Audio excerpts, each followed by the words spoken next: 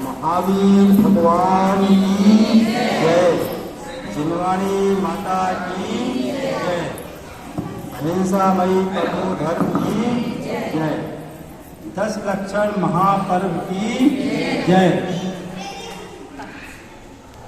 धर्मानुरागी बंधुओं बहनों, आज 10 लक्षण पर्व का 7वां दिन है और आज उत्तम तप धर्म है।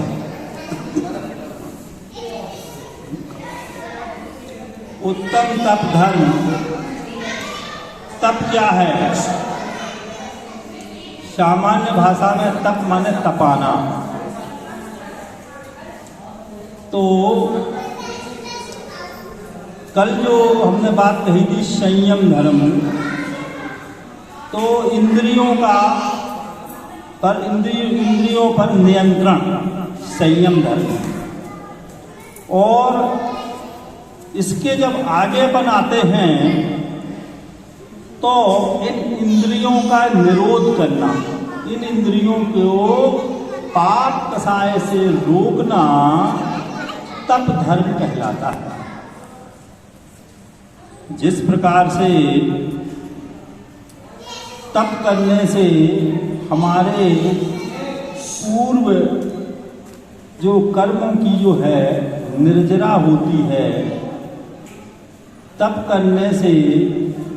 और तप का एक और अच्छा है कि कल जो बताया था संयम चारों गतियों में केवल मनुष्यों को प्राप्त है और तप भी मनुष्यों को ही प्राप्त है। पुण्य करके जब देवलोक में देव शुर बनते हैं, देवता होते हैं, वे भी मुनिराजों के तप को नमन करते हैं और तरसते हैं, हे भगवान हमें तप करने का अवसर नहीं मिल सकता। ना नारियों को, ना देवों को और ना ही त्रियंचों को इन्हें तप करने का जो है मौका नहीं है। और तप तो एक प्रकार से कहा जाए परीक्षा है। परीक्षा में जो सफल हो जाता है वो आगे बढ़ जाता है। और तप करता है मनुष्य तो उसकी जो है आत्मा की उत्तरोत्तर उन्नति होती है। मोक्ष पथ पर वह आगे बढ़ जाता है। मोक्ष पथ पर आगे बढ़ने के लिए तप करना जरूरी है। और सबसे बड़ी बात है कि यह मानव काया, मनुष्य काया बड़ी दुर्लभ है। बहुत लंबी अनंत यात्रा करने के बाद हम आज मनुष्य योनि में आए हैं। कहाँ तो हम निगोद में पड़े थे, जाने कितने जन्म निगोद में, कितना समय, कितने सागर वर्ष निगोद में निकाल दिए। फिर कहीं जाकर 1 इंद्रिय जीव हुए, 2 इंद्रिय जीव, 3 इंद्रिय, 4 इंद्रिय, 5 इंद्रिय, त्रियंच गति में गए। त्रियंच गति के बाद कहीं जाकर यह मानव योनि मिली। और उससे भी बड़ा संयोग, उससे भी बड़ा सौभाग्य कि मानव योनि में भी हमें जैन कुल मिला, निरोगी काया मिली, जैन कुल मिला, निरोगी काया मिली। माने आप मान के चले कि आपने बहुत बड़ा संयोग है जो इस कुल में। और उससे भी बड़ी कि ये जिनवाणी माता जो अमृत वचन सुनने को मिले। इसके सुनने के बाद भी यदि मनुष्य नहीं संभला तो फिर पाप कर्म में आसक्त होकर फिर उसी गति में फिर वही निमोद जाएगा। फिर इस तरह से जो है बहुत इस अनंतानंद सागर में इसकी भव्य आत्मा जो है घूमती रहेगी। ठीक उसी प्रकार जैसे आप सांप सीढ़ी का खेल खेलते ना, कितनी मेहनत से सांप और एक सीढ़ी, एक पुण्य का कारण, एक पाप का कारण। पुण्य किए, सीढ़ी मिल गई, आगे बढ़ गए। और जैसे तैसे हम जो है जब लास्ट में भी पहुंचते तो 98 के बाद फिर 99 का सांप रहता। वो कहता कि 100 पे जाने के पहले हमें पार करो। तो समझ लो कि हम सांप सीढ़ी के खेल में 98 पे आ गए, क्योंकि मनुष्य योनि में जैन कुल मिला है। ऐसी दुर्लभ स्थिति हमें प्राप्त हुई और यहाँ पर भटक गए।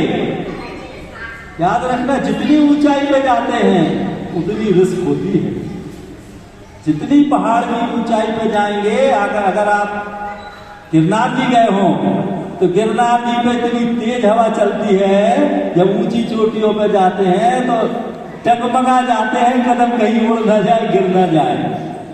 तो इतनी उत्कृष्ट स्थिति में हम हैं और इसीलिए ऐसी स्थिति में अपने संयम रतन को संभालना जरूरी है, तप करना जरूरी है, ताकि हमारे पूर्व जन्मों की जो कर्म हैं उनकी निर्जरा हो जाए, हमारी आत्मा जो है शुद्ध हो जाए, हमारी शुद्ध आत्मा परमात्मा बन जाए। और याद रखिए, सोना जो होता है ना, उसमें कितनी भी अशुद्धि मिला दो, जब उसे पुनः शुद्ध करना होता है तो उसे तपना ही पड़ता है। सोने को जब तपाया जाता है तो शुद्ध सोना अलग हो जाता है, अशुद्धि अलग हो जाती है। इसी तरह से जब मनुष्य मुनिराज बनता है, श्रावक बनता है, तो वह तप करता है, तप के माध्यम से उसके कर्मों की निर्जरा हो जाती है और इस तरह की निर्जरा होने से वह जो है मोक्ष पथ पर अग्रसर होता है। कैसे निर्जरा होती है? एक दो प्रकार की निर्जरा। एक तो समय आने पर जो कर्म जो है पक्के जो है जब आते हैं उदय में, जैसे कच्चा आम अगर हम तोड़ लें तो उसे दो प्रकार से पकता है। एक तो एक पेड़ में ही पकेगा तो वो अपने समय आने पर ही पक के नीचे गिरेगा। दूसरा तरीका ये है कि कच्चा तोड़ के उसको पाल में रख के समय से पहले पका लेना। तो महाराज जी क्या करते हैं? कठोर तप करते हैं ताकि उनकी कर्मों की निर्जरा जितनी जल्दी हो सके।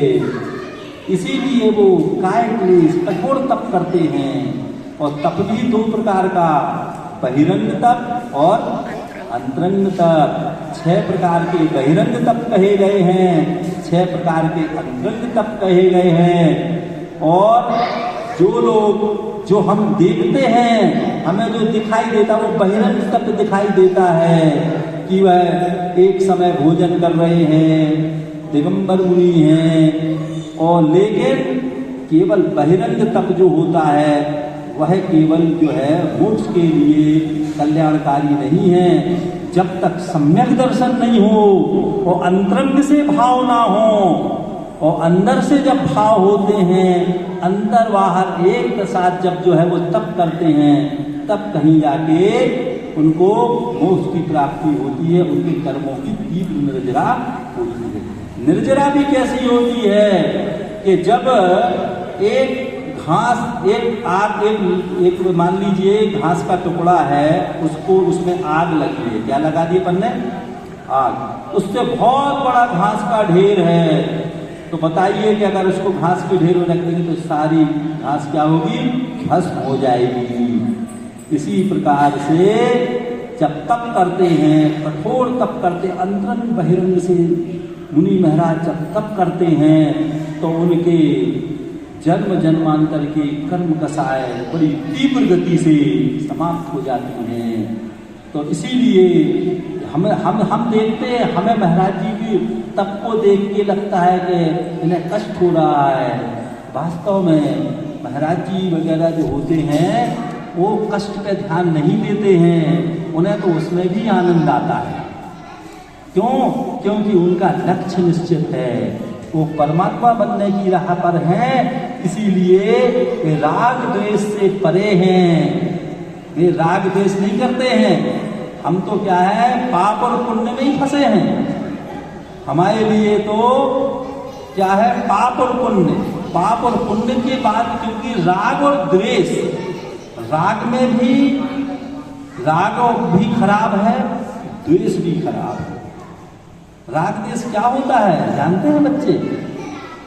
किसी से जब हमारी आत्मा किसी पराई वस्तु से जब उससे राग करती है, उसको चाहती है, उस चीज की मन में इच्छा करती है, तो वो राग होता है। और जब हम किसी पराई वस्तु से नफरत करते हैं तो द्वेष होता है।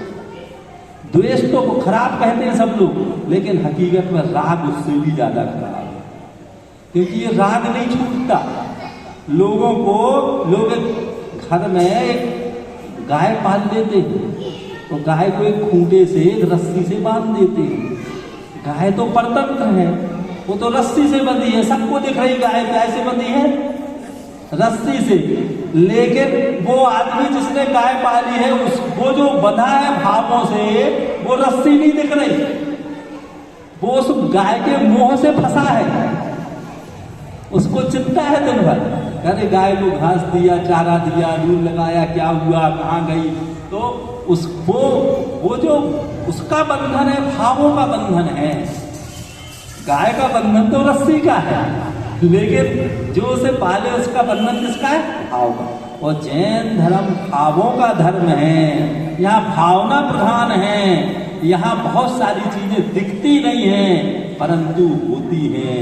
हम कितना राग देश पालते हैं, और उन राग देशों में आत्मा उन्हीं कसायों में माया मोह और इन्हीं में फंस जाती है, और हम अपनी निज आत्मा की ओर ध्यान नहीं दे पाते।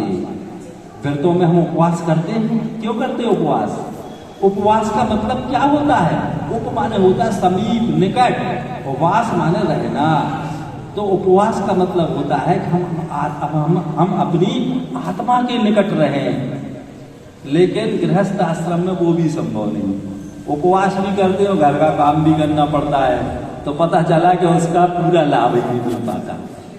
उपवास का सही आशय है कि बिल्कुल दुनियादारी से अलग, बिल्कुल एकांत में शांत रहो, अपनी आत्मा का चिंतन करो और अपने बारे में सोचो। अपने बारे में, शरीर के बारे में नहीं, इस आत्मा के बारे में जो अजर अमर अविनाशी है। ये आत्मा अमर है, इसका कुछ नहीं बिगड़ने वाला है। ये तो शरीर उसका केवल एक खोल है। ऐसे तो पता नहीं इस आत्मा ने कितने शरीर धारण किए, कितने शरीर त्यागे, कितने जन्म जरा मृत्यु से जो है पार होके आई है आत्मा।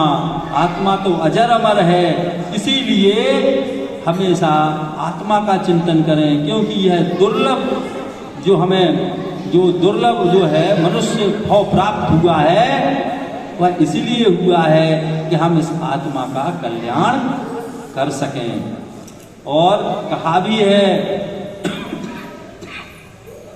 कि यदि मनुष्य भाव में प्राप्त हुआ है और यदि हम तप संयम धारण करते हैं, तो यह तो बिल्कुल वैसे ही है कि जैसे मंदिर का जो भवन बना है ना, मनुष्य रूपी भाव मिला है, उसमें जो रत्न सोना हीरा से जड़ित कलश जैसे मान आरोहित होता है मंदिर के ऊपर, ऐसे ही जब व्यक्ति संयम और तप को ग्रहण करता है तो उसकी इस भव की भव्यता प्रकट होती है, क्योंकि वह अपना और दूसरों का कल्याण कर सकता है। इसीलिए लोग मुनियों के तो उत्तम तप होता है, लेकिन हम आंशिक तप कर सकते हैं। हकीकत में तो हम बाह्य तप ही करते हैं आंशिक रूप से, अंतरंग से तो तप हो श्रावकों का उतना हो ही नहीं पाता। लेकिन भावना भाना चाहिए, क्योंकि श्रावक के बाद ही तो श्रावक ही तो मुनि बनेगा। जब उसे सम्यक दर्शन होगा, उसे ज्ञान होगा, तभी तो वह मुनि बन सकता है। इस प्रकार से उत्तम तप जो है, इसका यही है कि उत्तम तप को हमें धारण करना चाहिए, क्योंकि यह बड़ा दुर्लभ है, यह मनुष्य भाव में ही संभव है। इसीलिए इस अवसर को नहीं गंवाना है। ऐसे स्वर्ण अवसर का लाभ उठाएं और 10 लक्षण पर तो विशेष रूप से पहले तो ज्ञान हो, जानकारी हो, क्योंकि हम क्रिया बहुत करते हैं, रटते हैं, बोलते जाते हैं, लेकिन हम कभी उसे समझने का प्रयास नहीं करते। जब उसका जितना अर्थ, जितना चिंतन करेंगे, जितना स्वाध्याय करेंगे, धर्म स्वाध्याय से ज़्यादा आता है। क्रियाओं की अपेक्षा स्वाध्याय को थोड़ा समय देना चाहिए सबको। जितना आप पढ़ेंगे, क्योंकि स्वाध्याय ऐसा होता है कि वो अंदर से खुद पढ़ते पढ़ते खुद समझता भी जाता है। तो इसीलिए जो है उत्तम तप को ग्रहण करें और उत्तम तप धर्म की जय। और आज जो है दादी ने कहा कि आज हमें जो है आज सुगंध दशमी है, तो इसकी भी कथा सुननी है, तो इसकी भी हम कथा सुनाना चाह रहे हैं। इतने 84 पेज है।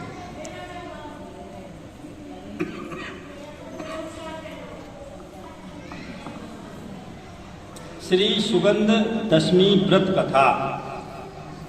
बीत राग पद प्रणामी प्रणमी जनेश्वरवान, कथा सुगंध दशमी तनी कहूँ परम सुखदान। जम्बूद्वीप के विजयार्थ पर्वत की उत्तर श्रेणी में शिव मंदिर नाम का एक नगर है। वहाँ का राजा प्रियंकर और रानी मनोरमा थी।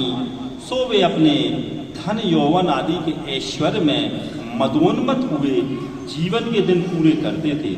धर्म किसे कहते हैं वह उन्हें मालूम भी ना था।